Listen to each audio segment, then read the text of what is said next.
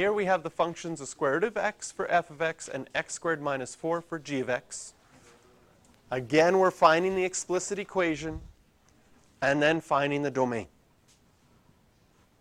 So for g of f of x, do the inside function first. Well, f of x, whatever you plug into, gets square rooted. So if you plug in an x, it will get square rooted. And so we get g of the square root of x.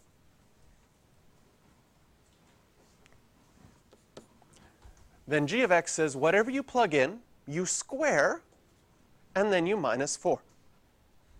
So we're going to plug in the square root of x, square it, and then minus 4. What is the square root of x squared? X.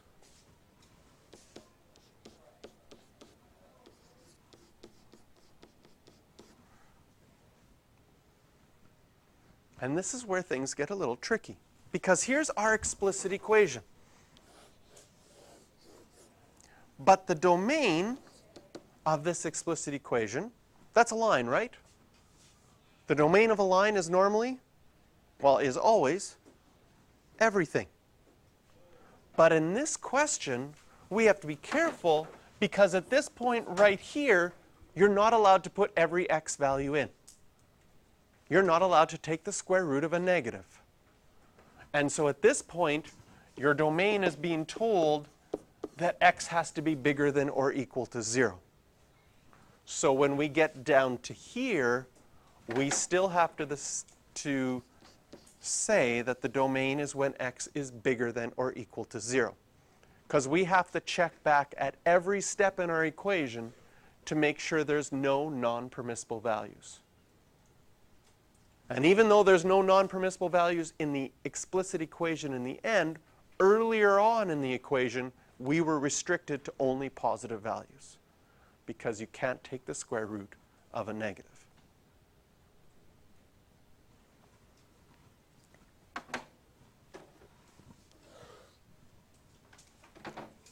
In part B, this time we do g of x first. G of x squares the number, then subtract 4. And then f of x says square root whatever you plug in. So we will get the square root of x squared minus 4. This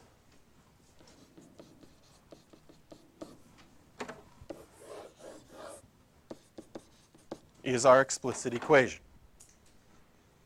What is the domain?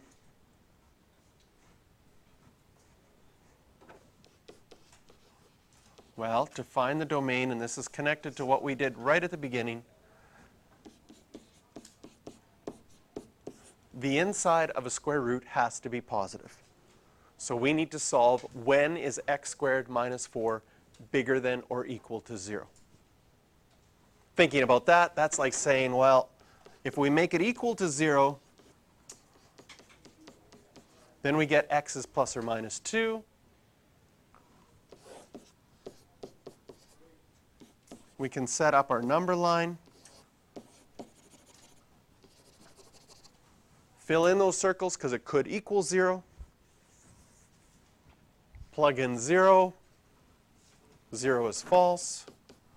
Plug in 3. 3 works. Plug in negative 3. Negative 3 works.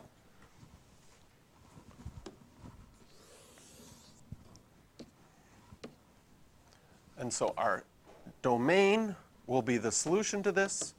And the domain is true when x is less than or equal to negative 2 or x is bigger than or equal to 2.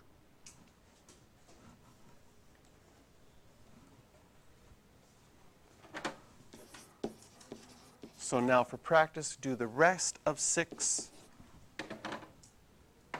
and number 10.